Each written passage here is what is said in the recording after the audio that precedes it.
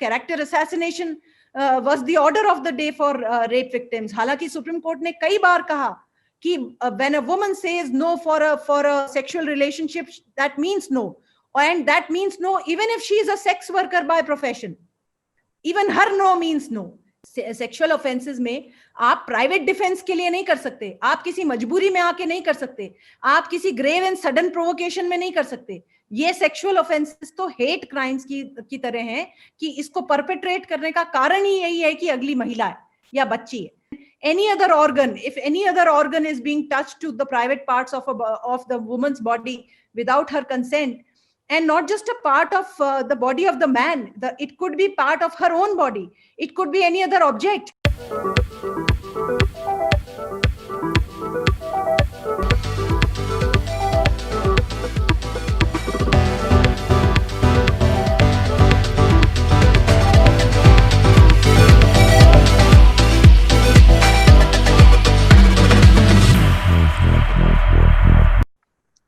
नमस्कार, black and white में आपका स्वागत है.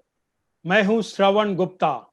ब्लैक एंड व्हाइट में आज हम बात करेंगे हिंदुस्तान में रेप की बढ़ती घटनाओं की और इससे समाज में उत्पन्न असंतोष की. इस मुद्दे पर बातचीत करने के लिए आज हमारे साथ मौजूद हैं सुप्रीम कोर्ट की सीनियर एडवोकेट और additional solicitor general of India Aishwarya Bhati. Aishwarya ji, आपका हमारे शो में बहुत बहुत स्वागत है. बहुत बहुत धन्यवाद सर. जी अच्छा, मैं शुरुआत करूं इसके पहले मैं अपने दर्शकों को कुछ ताजे आंकड़े बता देता हूं. ये आंकड़े एनसीआरबी ने, जो नेशनल क्राइम रिकॉर्ड ब्यूरो है, उसने ये जारी किए हैं. ये आंकड़े 2019 के हैं. 2019 में रेप के कुल 32,033 मामले आए हैं और इसमें हर दिन तकरीबन 87 रेप के केस दर्ज हुए हैं. यानी कि हर घंटे में लगभग 4 और हर 15 मिनट पर 1. जबकि 2012 की बात करें, जिस साल निर्भया का केस आया था, उस साल रेप के कुल मामले दर्ज हुए थे 24,923 और तकरीबन हर दिन 68 से ज्यादा मामले रेप के रिपोर्ट हुए थे. और अगर दिल्ली की बात करें तो दिल्ली में 2019 में 1,947 रेप के मामले दर्ज हुए थे, जबकि 2012 में यह आंकड़ा 706 का था. यानी 2012 में रेप के कुल 706 मामले दर्ज किए गए थे. अब हम बातचीत की शुरुआत करते हैं ऐश्वर्या जी से. आप इस पर क्या कहेंगी? रेप के जो मामले बढ़ते जा रहे हैं लगातार. देखिए श्रवण जी, कई सारे इसकी प्रॉब्लम्स हैं, कई सारे इसके कारण हैं, कई सारे इसके कॉजेज हैं. इसमें जो सबसे बड़े कॉजेज मेरे हिसाब से, मेरे एक्सपीरियंस और मेरे समझ के हिसाब से हैं, उनको मैं आपके सामने हाईलाइट करना चाहूँगी. इसमें सबसे बड़ी बात तो देखिए, मेरा ऐसा मानना है कि जब क्राइम्स होते हैं तब स्पेशली जब हम सेक्सुअल ऑफेंसेस की बात करते हैं, ये एक अलग जॉनरे ऑफ क्राइम्स हैं. ये ऑर्डिनरी क्राइम्स की तरह नहीं होते, क्योंकि इसमें कोई प्राइवेट डिफेंस की वजह से नहीं हो सकता, कोई ग्रेव एंड सडन प्रोवोकेशन. तो वो जो भी आपके मिटिगेटिंग फैक्टर्स होते हैं, जो भी आपके लिए जनरल एक्सेप्शंस होते हैं आईपीसी में, वो सारे जनरल एक्सेप्शंस एक तरह से इसमें अप्लाई नहीं होते. रेप और सेक्सुअल ऑफेंसेस हेट क्राइम्स होते हैं. ये विक्टिम पे खाली इसलिए परपेट्रेट किए जाते हैं क्योंकि वो विक्टिम एक महिला होती है, एक बच्ची होती है. अब इस तरह के क्राइम्स में सबसे इम्पोर्टेंट बात हमें ये समझना पड़ेगा कि जो क्राइम करने वाला होता है उसकी मेंटालिटी, देखिए आइडियल सिचुएशन तो ये है कि समाज में कोई भी तरीके का क्राइम ना हो, लेकिन उस आइडियल सिचुएशन में जब तक हम पहुंचेंगे तब तक हमें ये जो इस तरह के हीनियस ऑफेंसेस हैं, इनको समझना पड़ेगा, इनके नट्स एंड बोल्ट्स समझने पड़ेंगे. तो एक्यूज्ड कभी भी इस तरह के क्राइम्स को परपेट्रेट करते हुए ये नहीं सोचता कि लॉ में इसकी डेफिनेशन क्या है. 2013 के जो क्रिमिनल अमेंडमेंट एक्ट्स आए थे, जिनको हम निर्भया अमेंडमेंट्स के नाम से जानते हैं, क्योंकि वो निर्भया के बाद जो पूरी सुनामी उठी थी देश में, उसके बाद के क्रिमिनल अमेंडमेंट्स हैं, जिसमें काफी सिग्निफिकेंट चेंजेस हुए थे लॉ में, स्पेशली सेक्सुअल ऑफेंसेस को लेके. तो वो सारे अमेंडमेंट्स के बाद में भी डेटा आपने अभी एनसीआरबी का सामने रखी दिया. आंकड़े झूठ बोलते नहीं, आंकड़े बिल्कुल ऑलमोस्ट वैसे के वैसे ही आंकड़े हैं, बल्कि केसेस बढ़ ही रहे हैं. तो जो एक एक्यूज है, जो परपेट्रेटर है, वो ये नहीं सोचता कि क्या डेफिनेशन है, क्या आंकड़े हैं, क्या मुझे पनिशमेंट मिलेगा। 2018 के अमेंडमेंट में सजा भी बढ़ाई गई, लेकिन कोई भी चीज का जो वांछित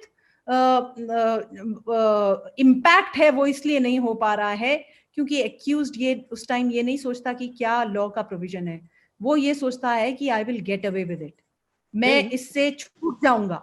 और वो छूट जाऊंगा वाला सबसे पहला जो एस्पेक्ट, जो सबसे पहली कड़ी है, वो है पुलिस और लॉ एनफोर्समेंट एजेंसीज की। जो पुलिस और लॉ एनफोर्समेंट एजेंसीज की का लेक्यूना है, वो लेक्यूना आज भी इन क्राइम्स को परपेट्रेट करने की बड़ी जगह दे रहा है। तो आपके हिसाब से आपका क्या कहना है कि पुलिस जो रेप केसेस की जांच करती है, इन्वेस्टिगेट करती है, उसके तरीके में कोई खामी है?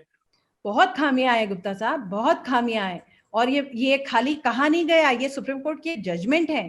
प्रकाश सिंह वाले जजमेंट में सुप्रीम कोर्ट ने कई दशकों पहले कह दिया कि इस तरह का होना चाहिए। देखिए, आप एक्सपेक्ट नहीं कर सकते कि जो एक बीट कांस्टेबल है, जिसका काम गश्त लगाना है उसके पूरे एरिया में, वो हर गली में कि क्या क्या उसके गश्त करने का काम है, उससे आप एक्सपेक्ट करें कि उसको फॉरेंसिक का नॉलेज के बिना, कोई उसकी डिप्लोमा, कोई ट्रेनिंग, कोई एक्सपीरियंस के बिना वो अगर इन्वेस्टिगेटिव उसमें जाएगा तो फिर वो किस तरह का इन्वेस्टिगेशन होएगा।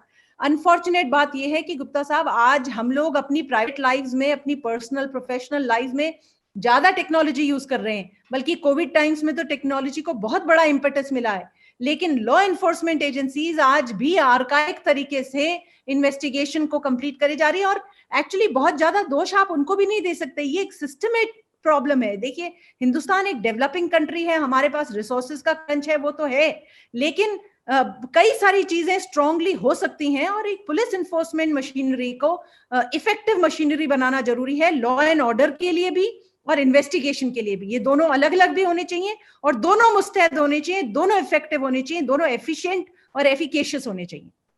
अच्छा, ये निर्भया के बाद कई सारी चीजें अमेंडमेंट की गई थी, इवन जो 375 है उसकी भी व्याख्या सुप्रीम कोर्ट ने और हाई कोर्ट ने अलग अलग मौकों पर की थी। तो यहाँ आपसे जानना चाहूंगा कि वो 375 में ऐसी कौन कौन सी चीजें नई जोड़ी गई थी। मैं आपको ब्रॉडली बता देती हूँ कि निर्भया के अमेंडमेंट्स क्या थे। पहला सबसे बड़ा चेंज जो आया था वो रेप की डेफिनेशन में आया था। जो आप सेक्शन 375 कह रहे हैं, वो रेप को डिफाइन करता है। और रेप का जो डेफिनेशन 2013 की से पहले था, वो डेफिनेशन एक बहुत ही स्ट्रिक्ट सेक्सुअल इंटरकोर्स को ही रेप के जामे में, या पूरा मतलब सेक्सुअल इंटरकोर्स होने पे ही तो हम बहस में देखते थे, या इन्वेस्टिगेशन में या फाइनल आर्ग्यूमेंट्स में इस तरह की बहस होती थी कि पेनिट्रेशन नहीं हुआ है, आप इसके लिए कैरेक्टर असैसिनेशन करते थे, प्रूव करना पॉसिबल।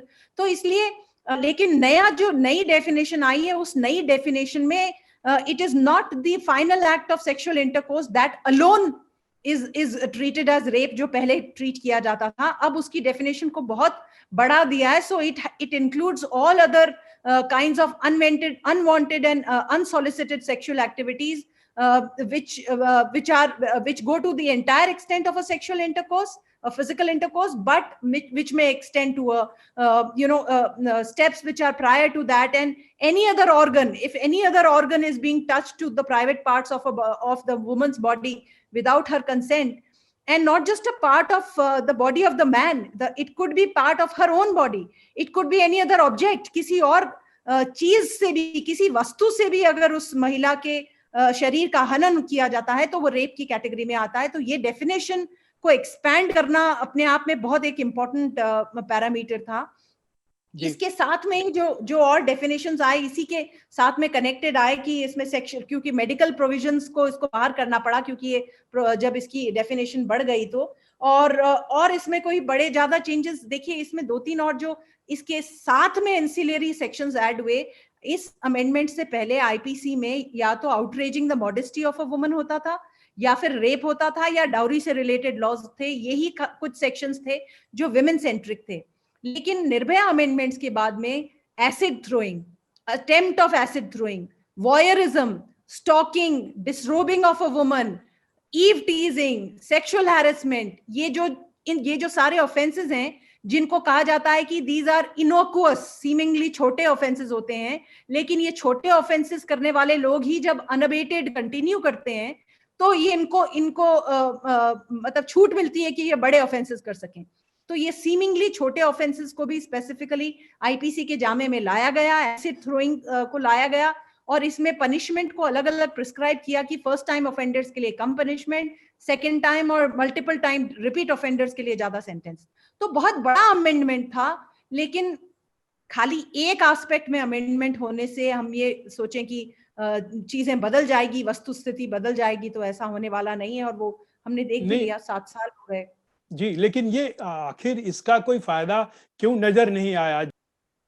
मैं गुप्ता साहब आपकी इस बात को पूरी तरह नहीं मानूंगी कि कोई इम्पैक्ट नहीं हुआ है। ये बहुत सिग्निफिकेंट चेंजेस थे और इससे बड़ा इम्पैक्ट हुआ है, और कई समाज में जो धरातल पे काम कर रहे हैं, ग्राउंड लेवल पे जो ऑर्गेनाइजेशंस और एनजीओज हैं, उन लोगों की रिसर्च और स्टडीज ये बताती हैं कि ज्यादा महिलाएं अब ऑफेंसेस को रिपोर्ट करने का करेज रखती हैं और रिपोर्ट करती हैं।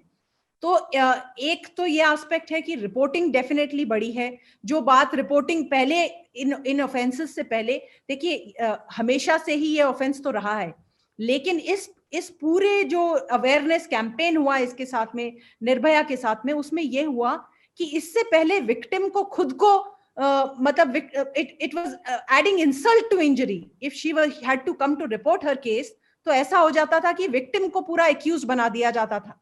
अब विक्टिम को विक्टिम की तरह देखा जाता है, और उसको जो सारी मदद की जरूरत है, सिस्टम्स इन प्लेस हैं, लीगल एड इन प्लेस है, मेडिकल असिस्टेंस इन प्लेस है, इंटरम कॉम्पनसेशंस का पूरा महकमा तैयार है। तो इस सब से मजबूत तो हुई है महिलाएं, ऐसा नहीं है कि मजबूत नहीं हुई हैं, लेकिन बहुत बड़ा डिफरेंस कि ये क्राइम्स होना बंद हो जाएं, इस तरह के लिए हमारे को और बड़े चेंजेस की जरूरत है गुप्ता साहब। पुलिस मशीनरी में चेंजेस की जरूरत है, जुडिशियल जस्टिस डिलीवरी सिस्टम में चेंजेस की जरूरत है, और एक जनरेशनल चेंज आपके और हमारे घरों में भी होने की जरूरत है, जहां हम अपने बेटे और अपनी बेटी को, क्योंकि आफ्टरऑल ये सेक्सुअल ऑफेंसेस को हमें समझना पड़ेगा कि ये एक हेट क्राइम की तरह से होते हैं। जैसे मैंने आपको शुरू में बता रही थी, सेक्सुअल ऑफेंसेस में आप प्राइवेट डिफेंस के लिए नहीं कर सकते, आप किसी मजबूरी में आके नहीं कर सकते, आप किसी ग्रेव एंड सडन प्रोवोकेशन में नहीं कर सकते। ये सेक्सुअल ऑफेंसेस तो हेट क्राइम्स की तरह हैं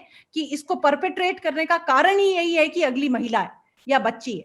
तो ये एक कहीं ना कहीं अनइक्वल पावर रिलेशनशिप जो समाज में, परिवारों में, वर्किंग प्लेसेस में जो महिलाओं और पुरुषों का है, उसकी वजह से है। तो इसका जो generational long term enduring change आएगा वो आपके और हमारे घरों से ही आएगा, लेकिन उससे पहले हम इंतजार नहीं कर सकते पूरी जनरेशन का। उससे पहले पुलिस के जो सिस्टम है और जस्टिस डिलीवरी सिस्टम है, उसको मुस्तैद करने की बहुत जरूरत है। हाँ, तो आपने पुलिस की बात की कि उसके इन्वेस्टिगेशन में कई तरह की खामियां हैं। अब आप बात कर रही हैं जुडिशियल सिस्टम की, तो आपके हिसाब से जुडिशियल सिस्टम में और क्या चेंजेस की जरूरत है? टाइम बाउंड ट्रायल्स होने चाहिए, टाइम बाउंड अपेलेट डिसीजंस होने चाहिए। ये क्राइम्स इस तरह के नहीं है कि अभी हम देख रहे हैं पिछले 2 दिनों से, जब ये मामला पूरा वापस सेक्सुअल ऑफेंसेस वापस न्यूज़पेपर्स की हेडलाइंस बन रहे हैं, तो ये जो पुरानी टिम्स के कुछ हवाले आए हैं कि उनके केसेस कहां तक पहुंचे हैं, उन्होंने वो आज भी अपने केसेस को लेके कितने परेशान हो रही हैं सिस्टम में। तो दिस जो अगर कोई विक्टिम जस्टिस के लिए, न्याय के लिए सिस्टम में जब आती है, तो that should be available to her at the minimum possible time. ये नहीं होना चाहिए कि that it is adding rubbing salt over her wounds, it can not be like that. So एक टाइम बाउंड मैनर होना चाहिए जिसमें क्विक डिस्पोजल हो, और बाकी जो मैकेनिज्म्स हैं, काफी सारी चीजें आ गई हैं कि उसकी आइडेंटिटी को सुरक्षित रखना, विटनेस वल्नरेबल विटनेस प्रोग्राम्स हैं जिसमें विटनेस को, एक्यूज को, अगर वल्नरेबल विटनेस है तो उसके एब्सेंस में उसका क्रॉस एग्जामिनेशन वगैरह होगा, उसका character is no longer a question. ये भी एक इंपॉर्टेंट चेंज आया है, नहीं तो character assassination was the order of the day for rape victims. हालांकि सुप्रीम कोर्ट ने कई बार कहा कि when a woman says no for a sexual relationship, that means no, and that means no even if she is a sex worker by profession, even her no means no। लेकिन फिर भी in practice हम देख रहे थे कि character assassination still order of the day था, और ये सब चीजें जब तक न्याय व्यवस्था में सुदृढ़ तरीके से नहीं होंगी, तब तक जस्टिस के लिए गुहार लगाना भी मुश्किल। तो आखिर क्या करने की जरूरत है? क्योंकि हमने देखा है निर्भया के केस में 8 साल लग गए थे दोषियों को फांसी तक पहुंचाने में। वो तो फास्ट था गुप्ता साहब। निर्भया का केस तो one of the fast cases था, क्योंकि उसके ऊपर इतना मीडिया अटेंशन था, और उस एक तरह से निर्भया का केस एक नजीर बन गया था, पूरे समाज के लिए एक नजीर बन गया था। इस वजह से वो काफी फास्ट ट्रैक हुआ। नहीं, ये लेकिन होना चाहिए कि निर्भया सेक्सुअल के केस ऑफेंस, को अगर फास्ट ट्रैक माना जाए जिसमें 8 साल लगे, तो उस हिसाब से तो फिर ये परिभाषा ही बदल जाएगी। आप किसी भी वकील से बात करेंगे या ऐसा कोई भी व्यक्ति जो जानता है कि जुडिशियल सिस्टम में कितना डिले से मैटर चलते हैं, तो आपको वो यही कहेंगे कि निर्भया का केस तो जल्दी हुआ है, बाकी केसेस तो 20-20 साल तक लंबित रहते हैं। और यही मैं आपको हाईलाइट करने की कोशिश कर रही हूं कि जब तक हम fast efficacious remedy justice provide नहीं कर सकते, फास्ट ट्रैक कोर्ट्स की जरूरत है। फास्ट ट्रैक कोर्ट्स होने चाहिए जो डेडिकेटेड कोर्ट्स हों, जो विमेन जजेस उसको मैन करें, विमेन जुडिशियल ऑफिसर्स उसमें हो, और मात्रा बढ़ाई जाए महिला पुलिस कर्मियों की, महिला इन्वेस्टिगेटर्स की, ताकि एक वो पूरा जो सिस्टम है जिसमें महिला विक्टिम्स होती हैं, जहां बच्चियां विक्टिम्स होती हैं, एक कॉन्फिडेंस बिल्डिंग मेजर स्ट्रॉन्गर हो और फास्ट डिस्पोजल हो केसेस का। ये इसमें एक और देखा गया है, ऑब्जर्व किया गया है कि जो केसेज होते हैं, जैसे निर्भया का ही मामला हम बार बार बात करते हैं, उसमें हाई कोर्ट में लोग गए, फिर सुप्रीम कोर्ट में गए, फिर सुप्रीम कोर्ट के फैसले के बाद क्यूरेटिव पिटिशन डाले गए, फिर प्रेसिडेंट के पास हो गया। तो आपको क्या लगता है कि अभी ऐसी कोई व्यवस्था की जरूरत है जिसमें ये सारी चीजें, जो कम से कम अपील की बात है, टाइम बाउंड हो, उसका भी निपटारा? गुप्ता साहब, हमें कुछ प्राइसेस एक डेमोक्रेसी होने की भी देनी पड़ती है। हम हमारे राइट्स के लिए इतने विजिलेंट हैं। वैसे आपको एक बात बताऊं, कानून में खाली एक ही अपील का प्रोविजन है। अगर ट्रायल कोर्ट से कन्विक्शन हुआ है तो आपके पास एक ही appeal by as a matter of right available होती है, वो होती है आपकी हाईकोर्ट में अपील। अब क्योंकि इन केसेस में डेथ सेंटेंस था, तो डेथ सेंटेंस का जो कंफर्मेशन होता है वो हाई कोर्ट से ही होता है और सेशंस से नहीं होता। और हाई कोर्ट ने एक बार एग्जामिन कर दिया पूरे एविडेंस को, तो उसके बाद में आगे as a matter of right आपके पास अपील भी नहीं होती। स्पेशल लीव पिटिशन आप लगा सकते हो। अब वो special leave petition supreme court में लगने के बाद में वो भी, उसमें भी सुप्रीम कोर्ट को लगा चलिए डेथ सेंटेंस है तो हम लीव ग्रांट करके उस पूरे मैटर को उन्होंने डिटेल में पूरा सुना।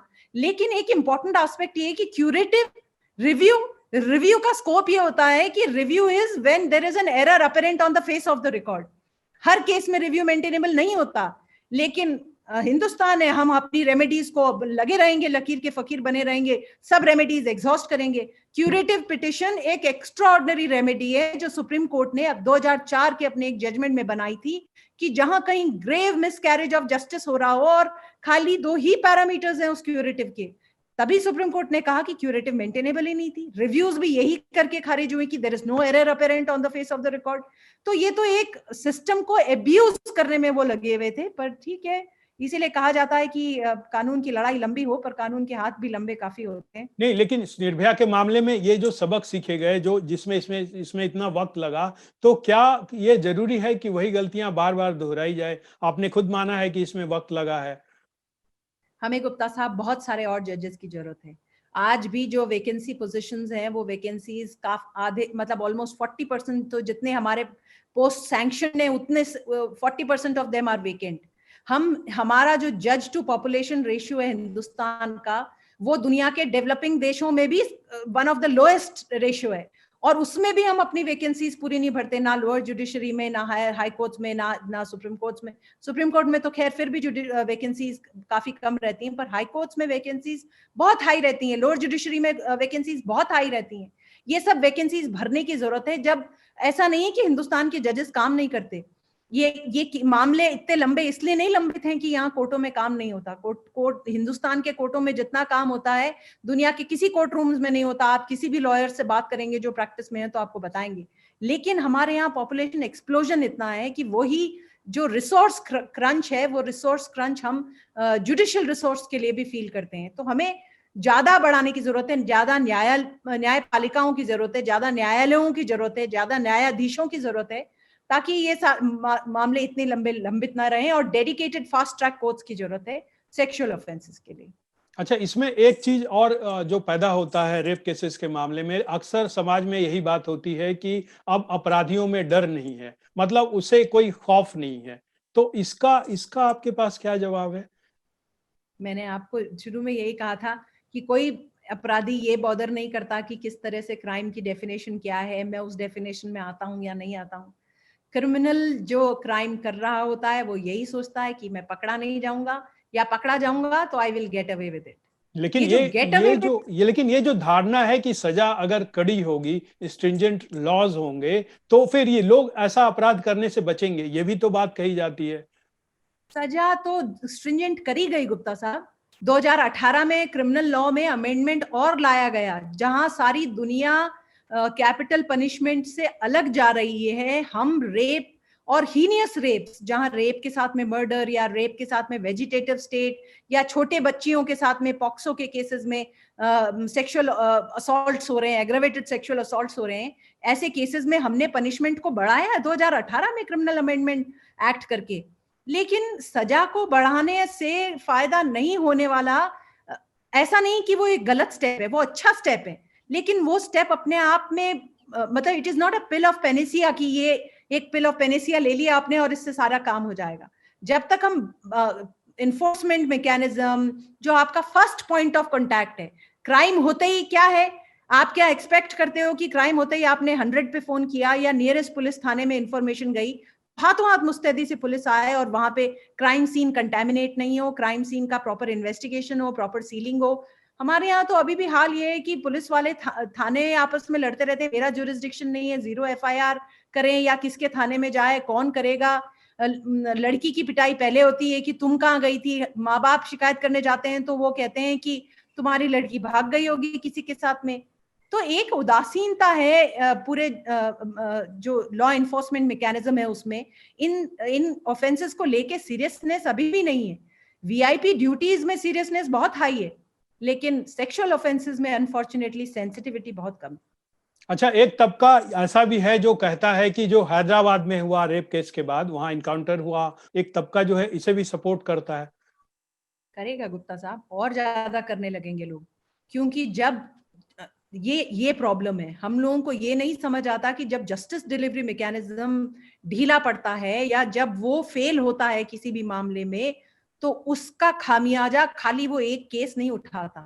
उसका खामियाजा ये होता है कि common man justice delivery system में अगर अपना कॉन्फिडेंस, अपना विश्वास खो देता है, तो फिर वो अपने डिस्प्यूट्स को जस्टिस डिलीवरी मैकेनिज्म में नहीं लाना चाहता। वो अपने प्रॉब्लम्स और अपने इश्यूज को न्यायालयों की चौखट पे लाना ही नहीं चाहता। वो सड़क पे अपने डिस्प्यूट को सेटल करना चाहता है, क्योंकि सही डिस्प्यूट को वहां लाने, तो ये एक बहुत बड़ा सीरियस प्रॉब्लम है। और जब तक हम अपनी न्याय व्यवस्थाओं में से डिले को एलिमिनेट नहीं कर पाएंगे, ये एक बड़ी प्रॉब्लम हमारे हमारे को करेगी। क्योंकि अब हम जिस जनरेशन में रह रहे हैं गुप्ता साहब, अब आज की जनरेशन इंस्टेंट कॉफी और इंस्टेंट नूडल्स वाली जनरेशन है। पेशेंस नहीं है हम लोगों के पास कि हम इंतजार करेंगे कि 50 साल बाद ट्रायल का क्या होता है और उसको क्या सजा मिलती है। देखिए, दोनों ही तरफ से, जहां गलत केसेस होते हैं, जहां झूठे केसेस होते हैं, आज एक बड़ी प्रॉब्लम समाज में झूठे केसेस की भी हो रही है, और कई बार बात होती है इन झूठे केसेस की। झूठे केसेस भी हो रहे हैं, उससे हम आंखें बंद नहीं कर सकते। इन गलत केसेस, इन मेलिशियस केसेस को कर्ब करने के लिए ही जस्टिस डिलीवरी मैकेनिज्म है, जिसको इफेक्टिवली वर्क करना पड़ेगा, उसके व्हील्स को थोड़ा फास्टर चलना पड़ेगा। अच्छा, समाज में एक आवाज यह भी उठती है कि जो रेप का दोषी है, ऐसे लोगों को सड़क पर फांसी दी जानी चाहिए। क्या हमारे सिस्टम में, जुडिशियल सिस्टम में ऐसी कोई व्यवस्था, क्या मतलब ऐसा है क्या? देखिए गुप्ता साहब, आफ्टर ऑल हम सब इंसान हैं। जब हम इस तरह के केसेस को ओवर एंड ओवर होते हुए देखते हैं, अपने आसपास देखते हैं या अपने परिवार में, अपने मित्रों में, अपने एक्वेंटेंसेस में देखते हैं, तो खून तो ऐसे ही खौलता है, और खौलना भी चाहिए। अगर हम इंसान ही क्या हुए कि अगर इस तरह के ऑफेंसेस को देख के भी हमारा खून नहीं खौले, और गुस्से में हम खौलते हुए खून में ये कहते हैं कि ऐसे लोगों को तो जीने का अधिकार ही नहीं है, ऐसे लोगों को तो कानून में फेयर ट्रायल नहीं मिलनी चाहिए, ऐसे लोगों को सड़क पे चौराहे पे सजा मिलनी चाहिए। वो एक इमोशनल एस्पेक्ट है, लेकिन कानून में इस इमोशनल एस्पेक्ट की कोई जगह नहीं है। कानून, हमारा सिस्टम पूरी तरह रूल ऑफ लॉ से गवर्न होता है। हमारे यहाँ कोई शरिया लॉ नहीं है। हमारे यहाँ proper CrPC, IPC, proper laws हैं जो कॉन्स्टिट्यूशनल पैरामीटर्स के हिसाब से हैं। और इस तरह से ये पब्लिक हैंगिंग और ये पब्लिक पनिशमेंट से भी कोई कम होने वाली चीजें नहीं है। ये तो हमारे को फर्स्ट पॉइंट ऑफ इम्पैक्ट जो है, फर्स्ट पॉइंट ऑफ इम्पैक्ट को स्ट्रॉन्ग करना पड़ेगा, क्योंकि रेप का और सेक्सुअल ऑफेंसेस का जो एक्यूज्ड होता है वो तो वहां अपना एविडेंस क्राइम सीन पे छोड़ के जाता है, या तो विक्टिम की बॉडी पे या विक्टिम के कपड़ों में या क्राइम सीन पे कहीं ना कहीं उसका एविडेंस छूटा हुआ होता है। ऐसे में भी अगर हम बेसिक साइंटिफिक इन्वेस्टिगेशन करके उसको सील नहीं कर सकते और इंतजार करते जाते हैं कि सालों दर सालों ट्रायल्स चले, उसमें होस्टाइल विटनेसेस होते रहें, उसमें आप कैरेक्टर असैसिनेशन करते रहें, विक्टिम का मेडिकल एविडेंस पे करते रहें, जबकि साइंटिफिक एविडेंस एक बार क्राइम सीन से कलेक्ट हो गया, बंद हो गया, ट्रायल में प्रोड्यूस हो गया, वो होस्टाइल नहीं हो सकता। वो साइंटिफिक एविडेंस जो है वो पहले दिन जो कलेक्ट हुआ है उस दिन भी वही होगा और ट्रायल के टाइम भी वही होगा। जी अच्छा, इसमें मैं जो सवाल नहीं पूछ पाया, आप वो कुछ कहना चाहेंगी? मेरा ऐसा ही मानना है कि खाली हम रेप की बात ना करें, और अगर हम जो महिलाओं से रिलेटेड सारे ऑफेंसेस हैं, चाहे वो डोमेस्टिक वायलेंस के ऑफेंसेस हों, चाहे sexual harassment at work place के ऑफेंसेस हों, चाहे ये voyeurism, acid throwing, ewe teasing, sexual harassment के ऑफेंसेस हों, हमें ये समझना पड़ेगा कि महिलाओं के प्रति जो इतने स्ट्रॉन्ग, इतने हीनियस ऑफेंसेस आज भी पब्लिक प्लेसेस में इतनी इम्प्यूनिटी के साथ हो रहे हैं, इसका खामियाजा पूरा देश उठा रहा है, इसका खामियाजा पूरा समाज उठा रहा है। ऐसा नहीं है कि इसका खामियाजा खाली महिलाएं और बच्चियां उठा रही हैं, क्योंकि अगर देश की आधी जनसंख्या अपना पूरा कंट्रीब्यूशन देश को बढ़ाने में, समाज को आगे बढ़ाने में, अपने परिवार को आगे बढ़ाने में नहीं दे सकती, अपनी सेफ्टी की चिंता किए बिना अपना कंट्रीब्यूशन नहीं दे सकती, अपना फुल पोटेंशियल रियलाइज नहीं कर सकती और नेशन बिल्डिंग में पार्टिसिपेट नहीं कर सकती, तो ये नुकसान पूरे देश का है। स्वामी विवेकानंद ने एक बार कंपेयर किया था कि एक स्त्री और पुरुष एक पक्षी के दो पंखों की तरह हो सकते हैं, की तरह होते हैं, और एक पंख चाहे जितना भी मजबूत हो, अगर दूसरा पंख मजबूत नहीं हुआ तो एक पक्षी की फ्लाइट कभी स्टेबल और बैलेंस्ड हो ही नहीं सकती। तो हमारे समाज की, हमारे परिवार की और हमारे राष्ट्र, ह्यूमैनिटी की स्टेबल फ्लाइट को जरूरी है कि दोनों पंख मजबूत। ऐश्वर्या जी, आप हमारे चैनल पर आई और आपने इतनी सारी जानकारियां दी, लोगों को बात बताई, आपका बहुत बहुत धन्यवाद। Thank you very much sir, बहुत बहुत धन्यवाद आपका। ये था आज का ब्लैक एंड व्हाइट। अगले एपिसोड में हम किसी नए विषय के साथ आपके सामने फिर हाजिर होंगे। तब तक के लिए हमें दीजिए इजाजत। नमस्कार।